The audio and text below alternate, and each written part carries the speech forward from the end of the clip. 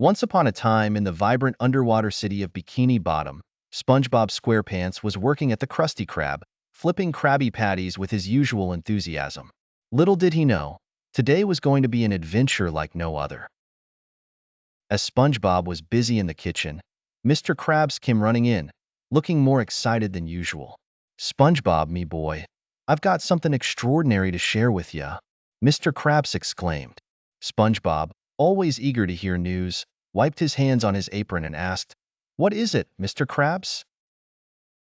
Mr. Krabs pulled out an ancient-looking scroll from his safe. "I found this scroll hidden in the attic of the Krusty Krab. It's a treasure map that leads to the legendary Lost City of Atlantis." SpongeBob's eyes widened with excitement. "Atlantis? Wow, I've always wanted to see Atlantis. What do we need to do?"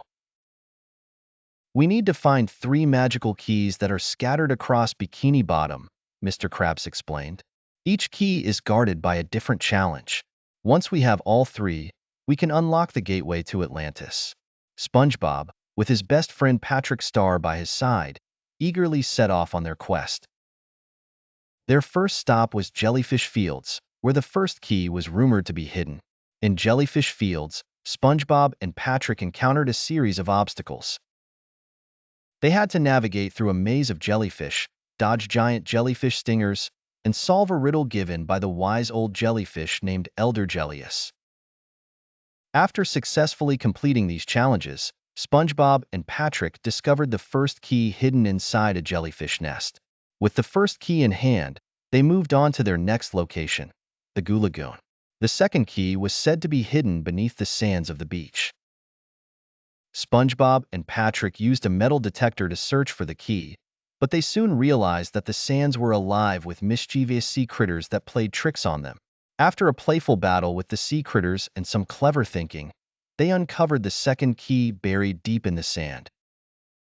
SpongeBob and Patrick were thrilled, but they knew their journey was far from over. Their final destination was the spooky, dark depths of the kelp forest. The third key was hidden within the labyrinth of kelp, guarded by an ancient kelp guardian. SpongeBob and Patrick had to use their wits to solve the guardian's puzzles and navigate through the tangled kelp maze. Eventually, they reached the heart of the kelp forest and retrieved the third key. Exhausted but triumphant, SpongeBob and Patrick returned to the Krusty Krab with all 3 keys. With Mr. Krabs leading the way, they followed the map to an ancient underwater cavern. The cavern was filled with shimmering crystals and glowing sea creatures. They placed the 3 keys and the corresponding locks on an enormous door, and it slowly creaked open.